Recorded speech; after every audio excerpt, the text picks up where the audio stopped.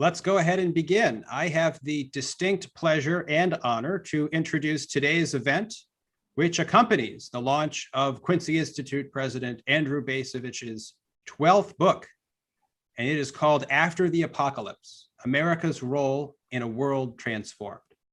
I had the treat of reading the book months ago, and I will say, I think it is a remarkable work that it addresses the crises of our time, these proliferating and interlocking crises, a pandemic, climate change, a reckoning with racism and policing, democracy threatened from within, but it's not just hostage to our own moment. The book, in my humble opinion, provides what is perhaps most needed at a time like this, and that is orientation of the kind that only a historian of the past and present can provide.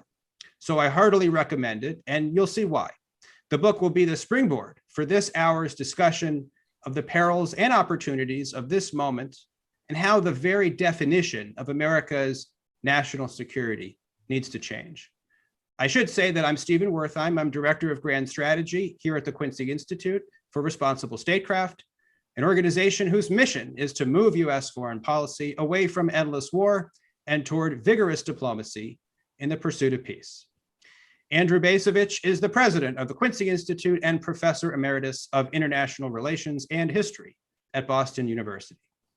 And we are delighted to have this conversation with Helen Andrews of the American Conservative and Katrina vanden Heuvel of The Nation, a transpartisan pairing, I'm pleased to say, and I believe I first heard the word transpartisan from you, Katrina. Yeah. Helen Andrews is a senior editor at the American Conservative. She is author of the book Boomers, the Men and Women Who Promised Freedom and Delivered Disaster. She is not beating around the bush with that title, and it was published this year in January. And we're joined also by Katrina vanden Heuvel, who is editorial director and publisher of The Nation magazine. She served as the magazine's longtime editor until 2019, and she writes a marvelous weekly column for the Washington Post and is vice president of the American Committee for U.S.-Russia Accord. There is one more participant in this event, and that is you, the audience. Please ask questions in the midst of our discussion. If you are joining us via Zoom, use the Q&A function to type your question and do so at any point in the conversation, and you may hear your question asked. And you can also submit questions via the comment tool on Facebook or by tweeting us at Quincy Inst. So that's all I have to say. I want to turn it over to Katrina to kick us off and take us into and possibly out of the apocalypse. Thank you, Stephen, and it's good you are taking on grand strategy. I want to congratulate Andrew Bacevich on his very important and very timely book, and it's good to have a transpartisan conversation with Helen. These are times when I think we need new thinking, not new weapons. Yet we are facing a defense budget for both nuclear weapons and conventional weapons that is larger than it was at the height of the first Cold War. How do we then tackle human security? The real existential crises of our times: climate crisis, nuclear proliferation, global inequality, poverty. Consider that the CBO is going to spend some $634 billion over the next decade on nukes. We could use that for 3.3 million hospital stays for COVID patients, for education, for teachers, for public investment in the public infrastructure of our country and the human infrastructure. Above all, as Andrew Bacevich writes so compellingly and has for many years, and is at the heart of Quincy's purpose, this is a time for restraint and realism and humility. Yet we have, in Washington, we still have a kind of obsolete playbook by mandarins of the establishment, which is still buying into the indispensable nation, the first among all, the arrogance and the hubris that took us into the Iraq War.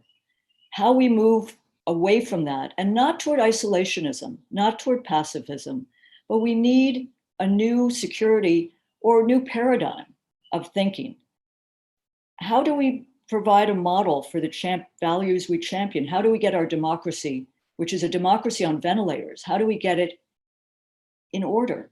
That to me seems important, to get our democracy at home in order before we go out crusading, as we have for decades around the world.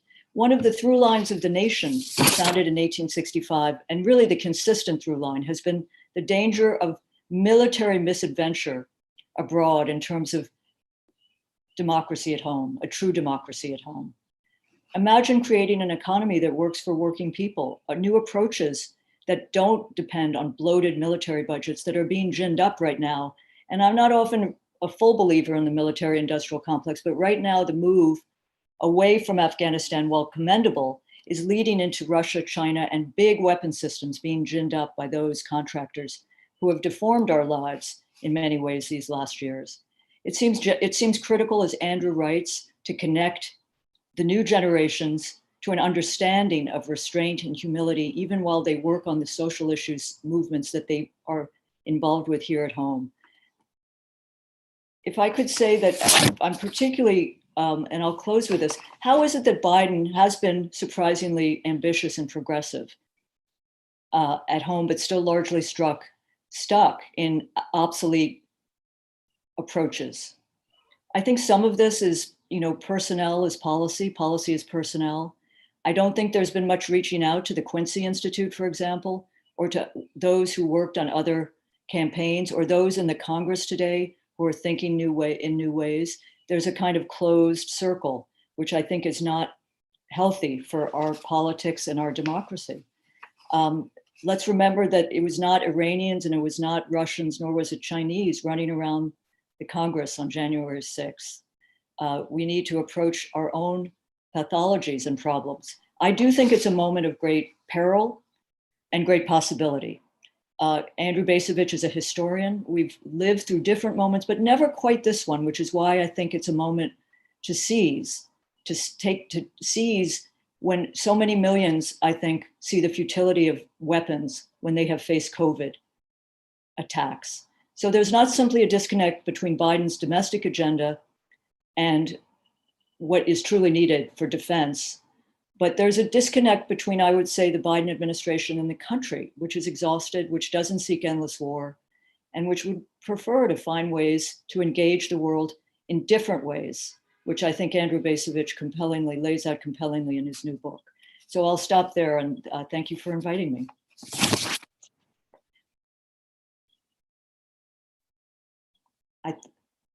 You're on, Helen.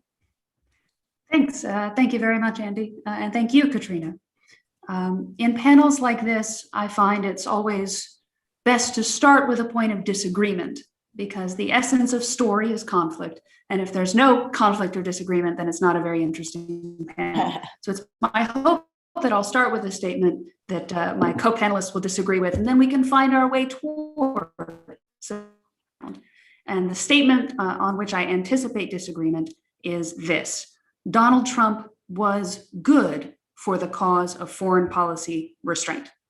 Obviously, our former president wasn't perfect on this issue, but he's someone who ran on foreign policy restraint and whose instincts were with the foreign policy restrainers. There were a lot of successes from the last 4 years on that front, more, I think, than his critics give him credit for.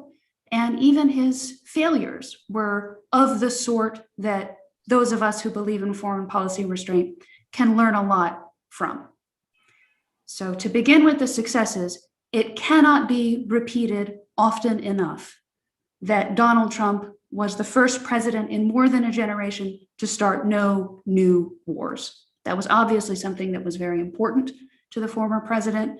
He wanted no new wars, and he wanted to withdraw from the needless conflicts that he inherited.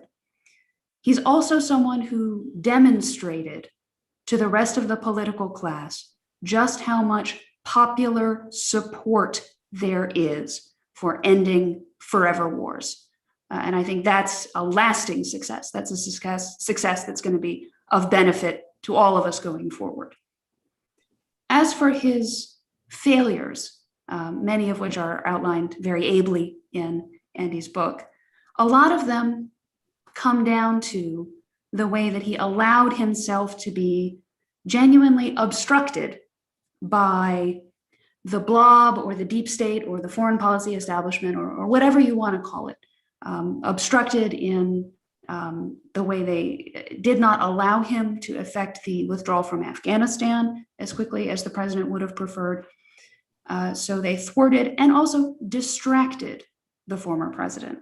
I think that the Russiagate scandal and its farcical Ukrainian sequel demonstrated just how far, just to what lengths the foreign policy establishment was willing to go in order to protect the sort of foreign policy establishment's point of view on some of these conflicts. So I think that's a lesson for those of us who would try and be more restrained in Russian policy or foreign policy in general going forward, that the people who are vested interests are really going to pull out all the stops to make sure that change and reform don't happen. And the final failure from the last 4 years that I will mention is partly the Trump administration's, but also partly the foreign policy restraint communities, because there were people who simply refused to cooperate or did not. The cooperation between the Trump administration and the foreign policy restraint community didn't always quite come together.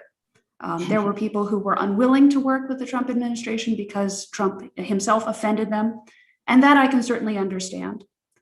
But there were people, for example, at my magazine, The American Conservative, who were very critical of Trump and the Trump administration for not being isolationist enough.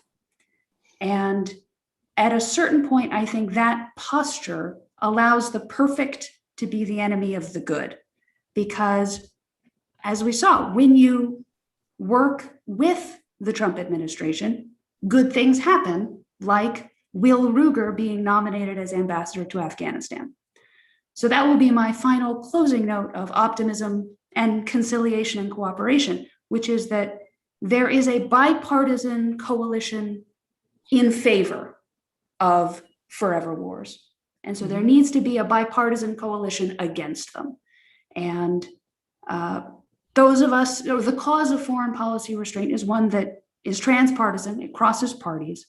And so I think we need to really take that on board. And in the future, then when we have our next restraint-minded president, I think those of us who believe in this cause need to put partisanship aside and really work with whoever that president is. And if that president is a Democrat, I invite everyone here to hold me and the American Conservative to my word in our promise of supporting the cause, because it's just too important a cause to let partisanship get in the way. So Andy, that's my statement. Excellent. Well, first of all, let me just thank my colleagues at QI for organizing this event, but especially thank the both of you for agreeing to participate in this discussion. I'm really more grateful than I can express. I think my reaction to the two statements, and Helen, this was your intention, I think. I probably lean more toward the view that Katrina expressed. Katrina, I have to say, there was a moment there when you were talking about the things we could do with all that money that goes to buying weapons. You were almost quoting President Eisenhower in a famous speech. I think it was back in 1953 or 1954 when he talked about, we build a destroyer and therefore we don't build a hospital.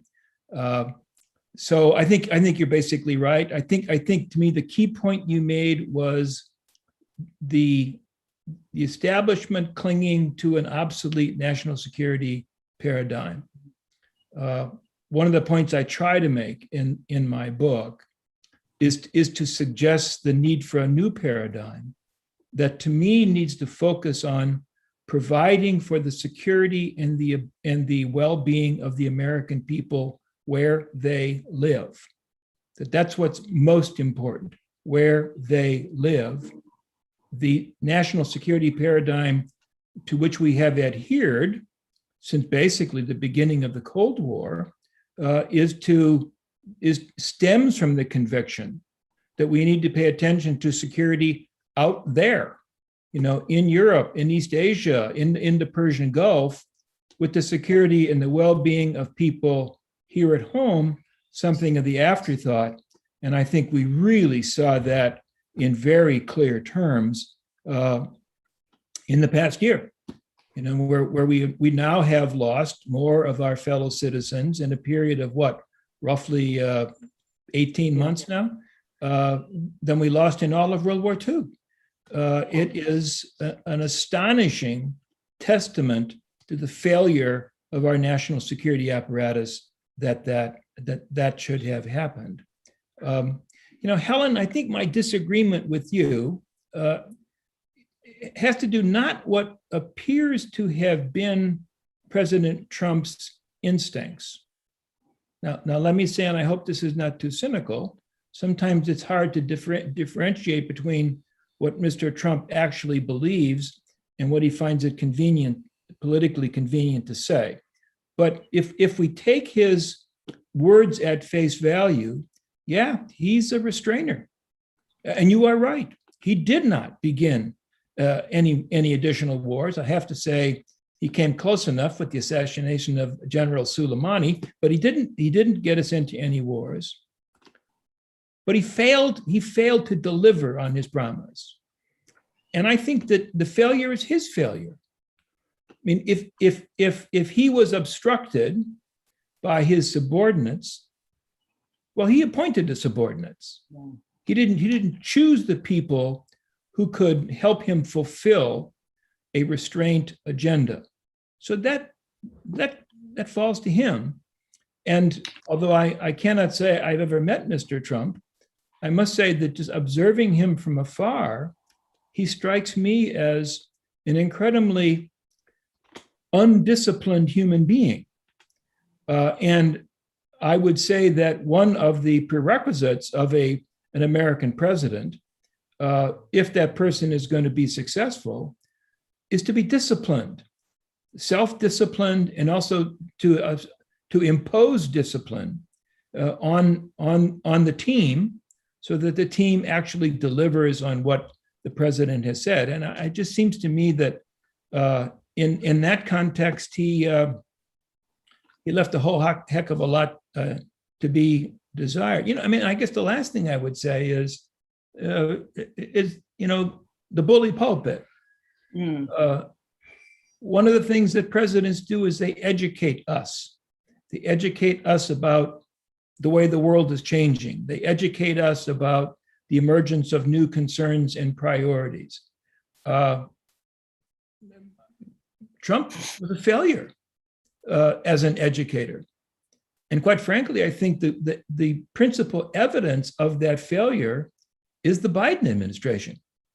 That the blob is back. The notions of the America as indispensable nation, Katrina used that evocative phrase. As far as I can tell, those notions are still alive and well, even if the phrase itself may be considered a little bit radioactive. So he did not use his bully pulpit in a way that would have educated both political elites and the rest of us as to the shortcomings of the old paradigm and the paradigm of primacy, in order to begin to bring about a greater understanding of restraint as the basis of an alternative paradigm. In Andrew's book, I pulled this line, quote, "A superpower understands caution and restraint are signs of strength, Donald Trump."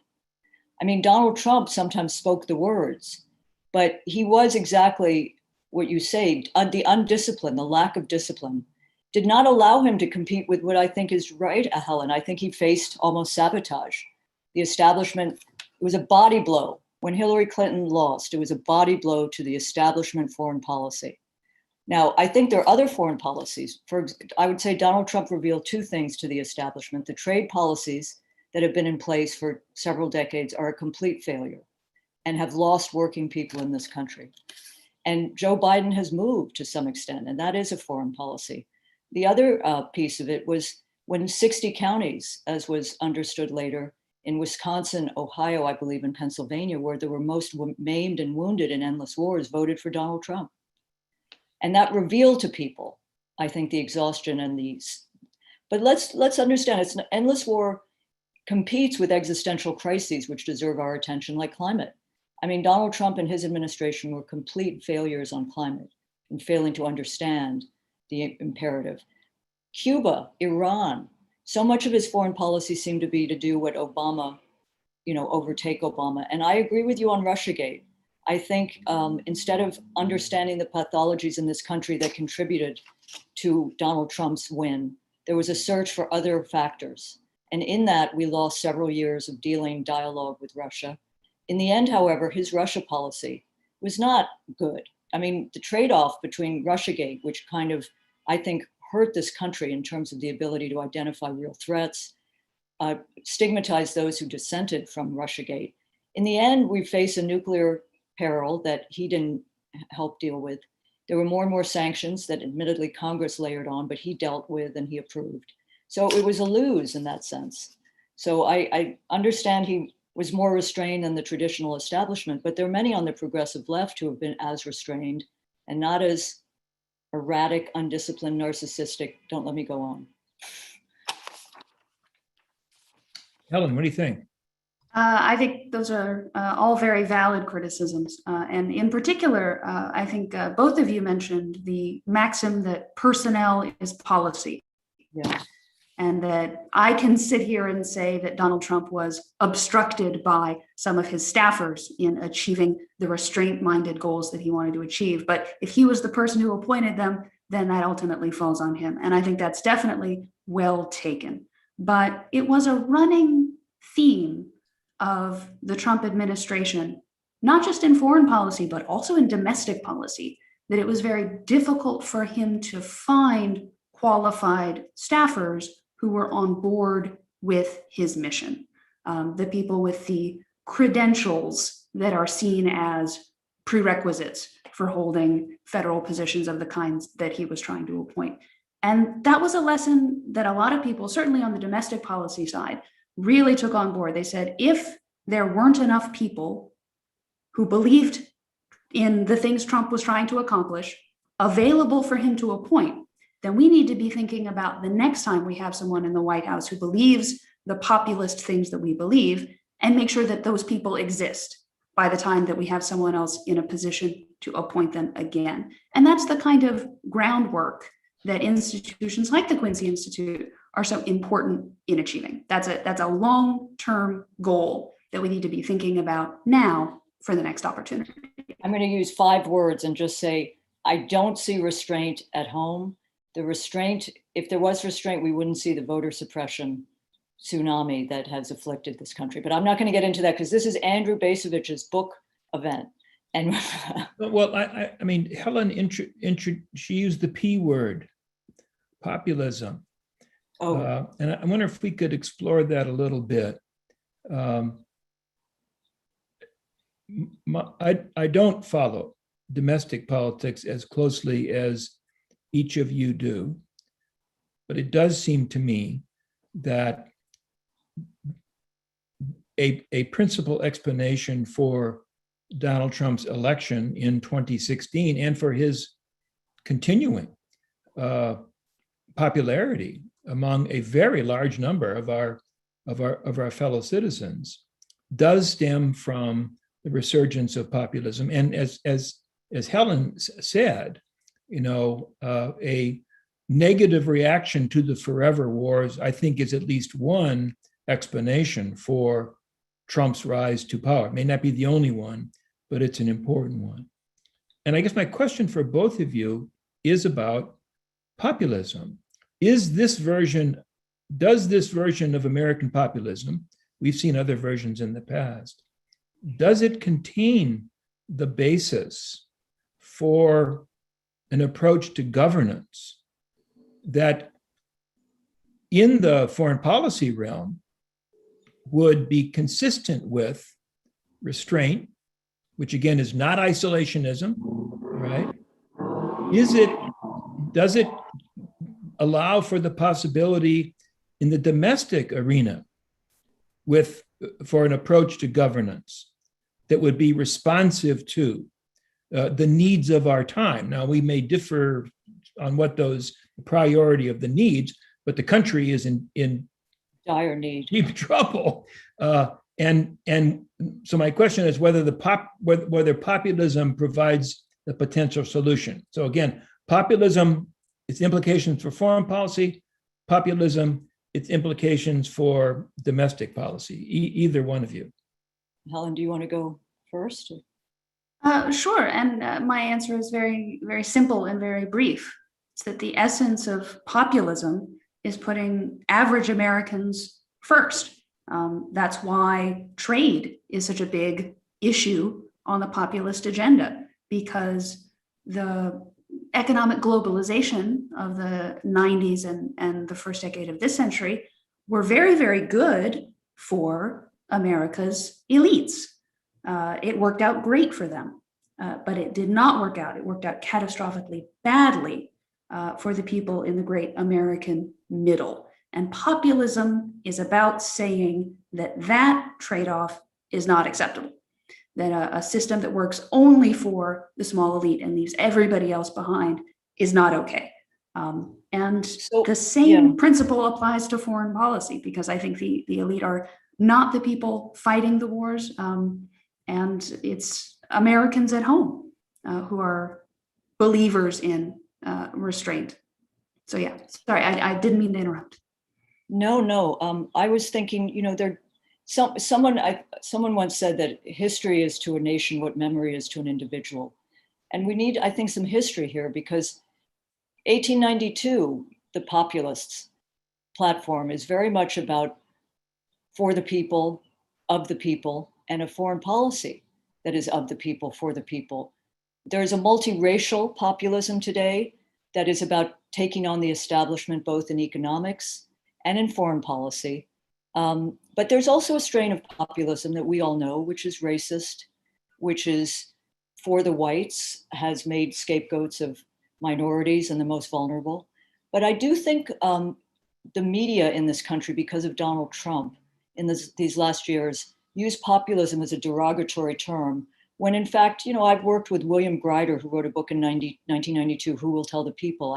I suggest people reread that. His mentor was a man named Lawrence Goodwin, who wrote The Populist Promise. These were people who believed in democracy and understood that, as Helen said, you want to listen to the people. You want to tackle the establishment, which too often is out for itself.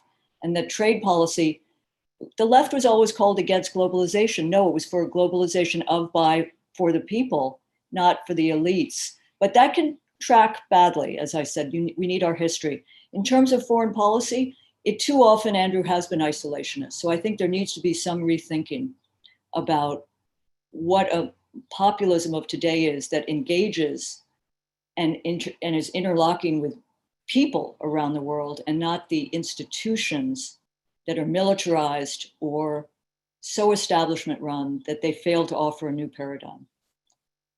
I have to, on that point, and I do talk about it a little bit in my book, there's a need to redefine what we mean by the term threat, and to have a greater appreciation of the fact that those things that endanger us here where we live have not gotten the attention they deserve. What are those things? Well, those things are climate change. Those things are disease. Those things are the crisis of immigration. Whichever sort of side you're on, it is a massive crisis. It has very large implications for ordinary people. But as I try to follow the debate within the establishment about national security, and we have to acknowledge that the Biden administration appears to be quite serious about climate change. But that aside, the discussion of national security you could imagine that we're still living in 1981 or 1971, that there is no redefinition of security that would lead to a substantial redistribution of resources. So we end up with this president of ours, as far as I can tell, we are going to increase Pentagon spending. At the end of, well, maybe it's not the end, wherever we are in the era of forever wars, which have not been successful by any stretch of the imagination, how can it be that rubber stamping increases in Pentagon spending happens and is not a matter of controversy or debate, whether from the right or from the left? I wonder if either of you would have thoughts on that. Well, someone said the other day about, William Perry says we're sleepwalking into that the nuclear danger is more dangerous now than it was during the first Cold War. You wrote that Bill Clinton sort of did sleepwalking after the first Cold War and just squandered the opportunity. I think we need to redefine a lot of terms, and I think people are open to redefining. But here's one problem, which is a serious problem. The economic development of this country post World War II is military Keynesianism. So you do have communities in this country which depend on military jobs, and that requires thinking through how you deal with coal miners, you deal with defense workers or war product workers, to not just say goodbye to people and their livelihoods. It's a problem.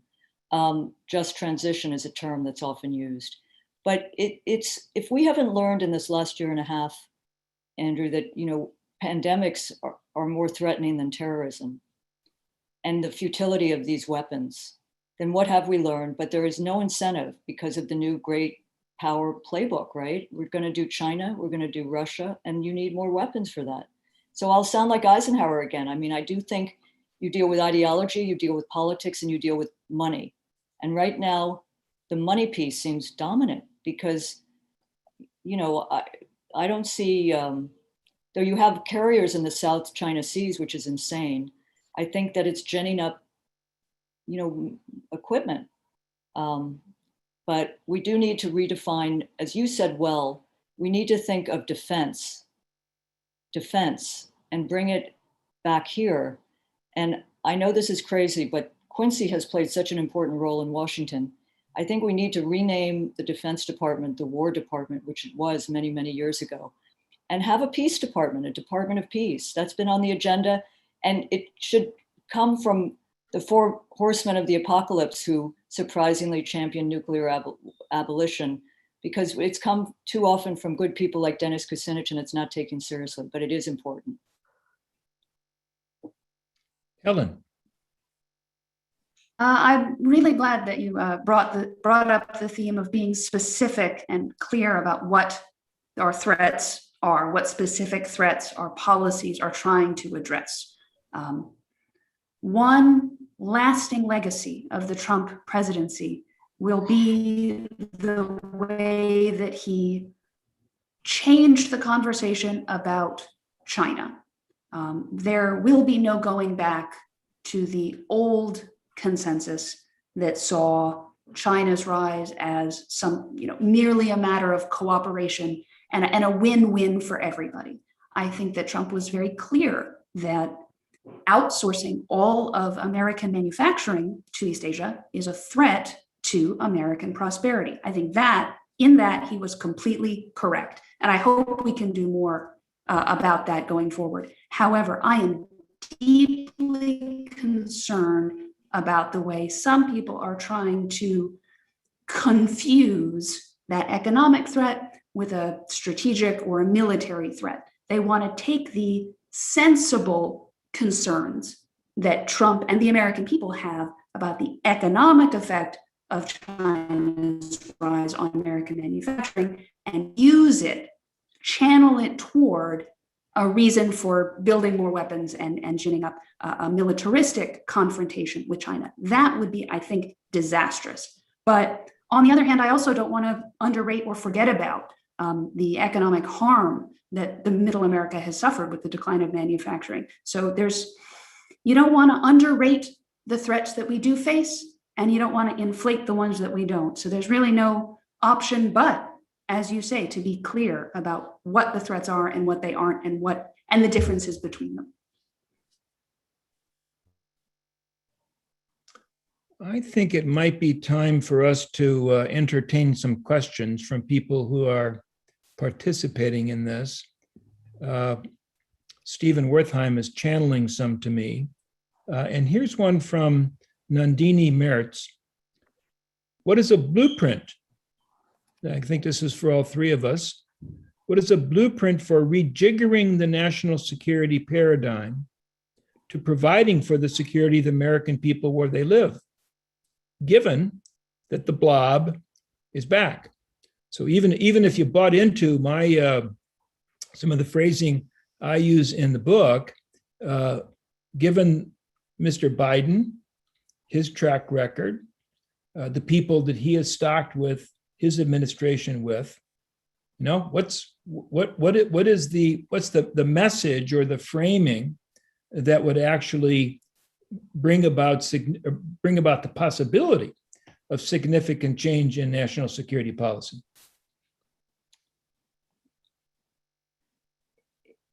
Katrina, any thoughts? Well, I forgot, when we were talking about populism, we forgot to mention Bernie Sanders, who, by the way, has given it a good run in 2016 and 2020. But Bernie Sanders has bought into something, which I don't think is the way to go, and it feeds the blob, I fear. But it's the authoritarianism versus democracy model, which is about the norms that are being shattered. And sometimes that means our norms, and we're not listening to others, and we're doing that kind of supremacy bit again. But I do think we have in Congress, what I witnessed, you do have a new group of insurgents. I thought the piece Quincy ran the other day, Aziz Rana's piece, is smart. We need to build up the cut the defense budget caucus. Jamal Bowman just defeated Eliot Engel, 16 terms, hawkish on the House Foreign Affairs Committee. He's committed to bringing funding back to his district from cut defense budgets. This is not a paradigm, but this is the beginning of showing there is a group in our politics, which is not Donald Trump restraint, but is part of a kind of progressive populist restraint that can be built on. And that younger people, you wrote the book, Helen, can see that there's some identity with their lives and they want to get involved with. To have 1 million people in Central Park again, as in 1982, around the nukes, these are things that climate has such energy. But in terms of reconfiguring, I think, you need a president, not Donald Trump, but you need a president who's going to bring in new people. And we need to, I think one of Quincy's role and one of the nation's roles is giving space to those thinkers, those people in politics who are thinking in new ways and in the ways the nation has, or Quincy, and build them up and build a bench. There was more of a bench with Biden, didn't work, but there wasn't much of a bench Clinton, Obama, because they've so occupied the White House. Anyway, so that's part of a thought. But to really Katrina, make clear that it's not isolationism, but it is a very strong pole in our country's history and approach to foreign policy that is represented by Quincy. It has a history that can be retrieved in our own. Katrina, you'll recall, what was it, 5 or 6 years ago, you and I were conspiring together about the possibility of the Nation magazine and the American Conservative magazine. Helen, I think this was before your time. We wanted to put together a joint issue that would make the point about the feasibility of a left-right coalition in favor of a more restrained approach to foreign policy. I'm not sure I was using the word restraint then, but certainly a foreign policy less militarized and less committed to imperialism. And as I recall, we never could quite bring everybody together to buy into this thing. We had some conversations, though. We had some conversations. Oh, it was great. Yeah. But my question for both of you now is there a possibility, practically speaking, for a left-right coalition in favor of restraint? And what would it look like? How would it operate? How would one forge that and make it politically meaningful? Well, we already have about 6 writers who write for the American Conservative and The Nation. I mean, you write, James Carden writes, there are others. And I've always been a believer in that you agree on what you agree on and you put aside what you don't agree on. So there are certain things we wouldn't do a special issue on, but I think it would be powerful to convey to the establishment that there are forces on different sides, transpartisan sides. And I know we'd find agreement. One issue, for example, that was again kind of corrupted by Donald Trump was rethinking NATO. You know, in 1999, there was a debate about NATO with Paul Nitze and Bill Bradley and Gary Hart and all these people joining. When Trump raised it, it became heretical to raise a question about what is the alternative. And I think there we'd find, I know there are other issues, but I certainly remember that. And it's something to retrieve. I agree with Katrina. I'm proud of all of the writers that we share with The Nation. It's a great stable, and it just shows great minds thinking alike. But Katrina, you mentioned new members in the House of Representatives who are in the sort of restraint caucus. And I think that's another place where bipartisan cooperation can happen. We've seen it a lot, a surprising amount on domestic policy. Instances when people like Bernie Sanders and Josh Hawley put aside their differences and come together on, relief for working families. And so if that kind of show of cooperation can happen in domestic policy, it really ought to happen more on foreign policy when things come up. Yeah. War powers, for example. Ro Khanna, several Democrats working with Mike Lee, and there has been, it's not a left-right issue, war powers and the role of Congress. So yeah, I do think. But I'm certain that you're both paying closer attention to that particular issue than I am, but it's a very important issue. And it's my sense that it's gone nowhere. War powers? The notion that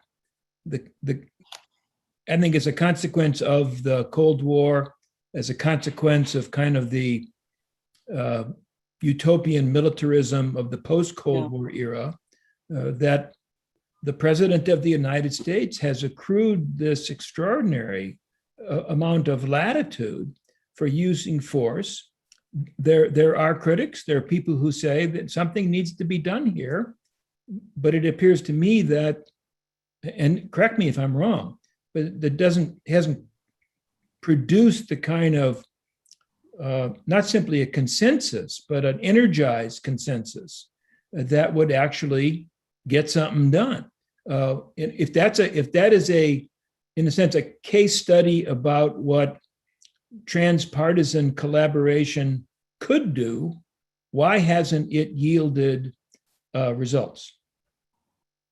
I don't know if Helen, I think the other thing I forgot to mention is there are other groups around Washington who play a role, like Just Foreign Policy did play a role in an open letter about Yemen, which pushed war policy to a point. The problem is it's a handful of people. You got Ro Khanna, Tulsi Gabbard's not around anymore. Then you had Mike Lee and you had Rand Paul. So you need to build up more understanding of the role of Congress, but it is a transpartisan issue. I'm forgetting some of the Republicans, but there were quite a few who were. Walter Jones was a good force in this, no longer with us, anyway. But the imperial presidency has just grown. So that's another issue, I think, that would feed into understanding of restraint and humility. And that has just been unchecked. And I would suggest that did not play a role in Trump's presidency. He wanted more powers, though he may not have gotten them. Helen? Well, I think this kind of thing doesn't happen overnight. So I agree it has been a failure so far, but sometimes these things just take a really long time and you build up your team until you find the right opportunity. So I haven't given up hope yet. We have another question, and Helen, I think this is gonna come to you. It's from Barnett Rubin, who's one of our QI fellows. And he says, where are the conservatives who advocate rapprochement with Iran, an end to support of Israeli occupation and militarism, and opposition to Saudi adventurism? I urge the questioner to pick up the forthcoming print issue of the American Conservative, because we address at least two of the issues that he just raised. I think it's, the American Conservative for a long time was a magazine that was peripheral on the right. That is, we were gadflies, we were critics of the right-wing establishment. We're in a moment of flux now when the things the American Conservative has believed for years and years are becoming the Republican mainstream. And I think Donald Trump had a lot to do with that. But that's still in flux right now. And so it's still sometimes difficult for Republicans to take stands on some of the issues that you mentioned. And so it's just going to be a matter of continuing to chip away until the rest of the party comes around. But all of those are topics that the American Conservative has published articles on, and I'm proud to say that. Here's a question from John Oakes that really relates to the present moment, and I'm hoping both of you will have something to say. Given that you're saying we need to reorder our domestic versus our global priorities, what should Biden be trying to achieve in his meeting with Vladimir Putin? Oh boy. All right. So John, hi.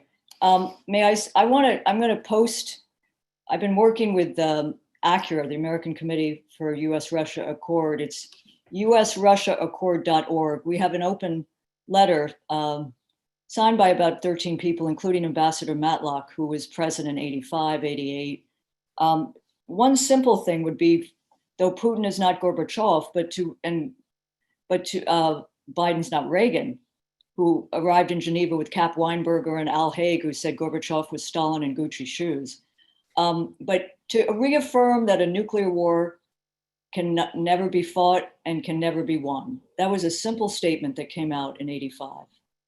And then small things like exchanges. You know, the US embassy is not giving visas to Russians right now. It's shut down. Consulates have been shut down. Dialogue, diplomacy. I wouldn't go in beginning with election interference. I would go in with cyber rules of the road, but I would do security, nuclear security, paramount to see if you can really move some things, because it's very dangerous, perilous. I would do exchanges, and I would try to find some real working groups, because summits are often photo ops, though they're important, but really working groups to develop some areas of cooperation. Anatol Levin, who's at Quincy, has joined the ACURA board, talked about Afghanistan. Wouldn't it be interesting to hear both countries talk about what they learned? Barnett Rubin may be saying, no, I don't want to hear, but it would be interesting. I mean, Gorbachev doesn't get much credit sometimes for the withdrawal from Afghanistan, I believe in 89, but the two countries, Afghanistan on terrorism, on some Middle East issues, there are a whole slew if there's some understanding. And if Biden doesn't show up and say, though he never said it, George Stephanopoulos put it in his mouth, you're a killer. If he could show up and begin a dialogue and say what he wants to say off scene. But again, this goes to the getting our own house in order. I'd love them to have a conversation about pension, about jobs, about wages. Russia's going through lots of protests we don't hear about by nurses, by teachers. So I'm hoping what comes out is diplomacy, dialogue, restraint, and the beginning of working groups toward a better relationship, which if it remains fraught, is very perilous. Helen, anything? Oh, no, I was just thinking fondly of how nice it would be if the agenda that Katrina just outlined was the substance of the upcoming summit. Unfortunately, I very much doubt that things will go that way. I'm very pessimistic about whether anything good will come out of it. But I suppose I should wait until it's happened to be disappointed. Let's talk a little bit about nukes, if we could, as we sort of had glancing references to nukes. One of the things I find so puzzling, first of all, very few of our fellow citizens, I think, understand that the United States has embarked upon this massive program of modernizing our nuclear strike force, new warheads, new submarines, new land-based missiles, new strategic bombers, estimated costs. I've seen figures everywhere from 1.2 trillion to 1.7 trillion. Doesn't seem to be any significant discussion in political circles. I find that totally puzzling. I wonder if you have any thoughts, either of you, about how to get nukes on the agenda, because I do share the view that we underestimate the danger of a nuclear exchange, probably through some sequence of unintended actions, or at least actions without an appreciation of the ensuing consequences. So we are, I think, sleepwalking to some degree. I wonder if either of you would have thoughts about that issue and what perhaps could be done to bring greater attention to the nuclear threat of our time. I was on a call with Joe Cirinsoni of Quincy today, who's so good on this issue. To put aside there are steps that what could hold Biden to. My memory is he came out for no first use and taking them off of trigger alert. I may be wrong, but in William Perry's book with Tom Collin of The Button, there are 10 steps that people could mobilize around. And there's a real campaign against ICBMs, which are counterproductive, from scientist Frank von Hippel to others. But in terms of bringing attention, how do you get 1 million people into Central Park again? I mean, some of it was fear, which you write about, Andrew, right? Fear is a motivator. And the collapse of the Berlin Wall kind of reduced that fear. But I do think if you could fuse with the climate movement, if you could show a documentary that's coming out next week called TV Event, which is about the making of the day after, 3 hours, ABC, 1983, 100 million people. I mean, that moved people. That moved the leaders, and it moved people to say, this is a danger we have to address. But there are a lot of, there are some hopeful things happening.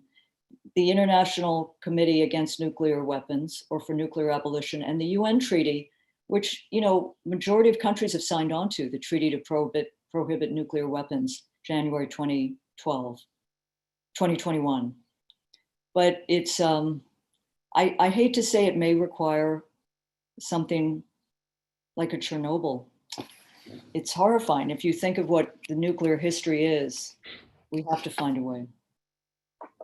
Oh, Katrina, you mentioned the day after, but you know what? There's no reason to apologize for just stating that nothing is more influential than television. It feels silly to say that a miniseries has that kind of influence, but it just does. And you brought up Chernobyl.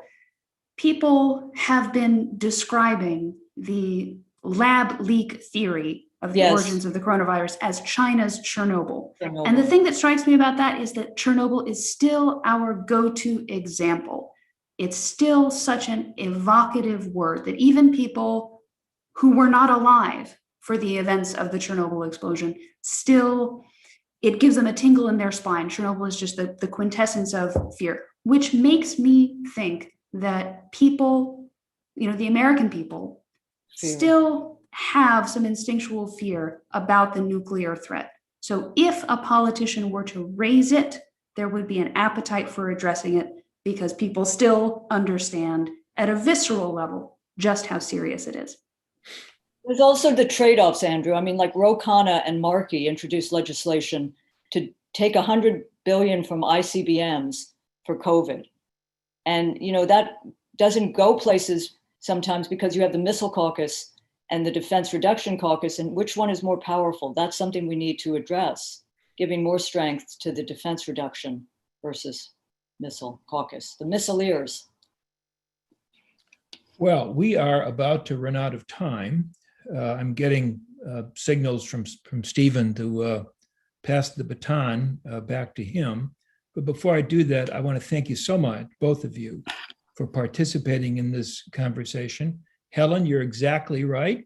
A little bit of disagreement at the front end is exactly what's needed to have a lively conversation. This has been very lively, and I'm grateful again. So with that, Stephen, you have the con.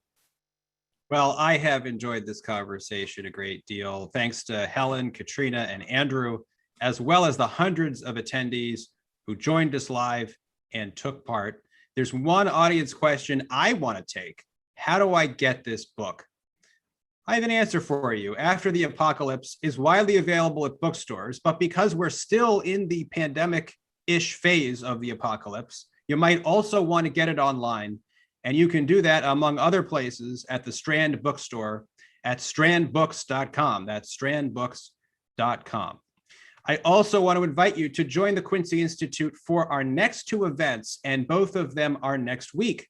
The first is called Ending the Conflict in Ukraine, a Negotiated Solution. This event will mark the release of a new Quincy Institute report by senior fellow Anatol Levin. He proposes a path for, first of all, preventing a wider war with Russia and for resolving the ongoing conflict in the Donbas region of Ukraine. This event will take place on Tuesday, June 15th. It'll go from noon to 1 p.m. Then the next day, Presidents Biden and Putin will meet for their first summit as leaders of their respective countries.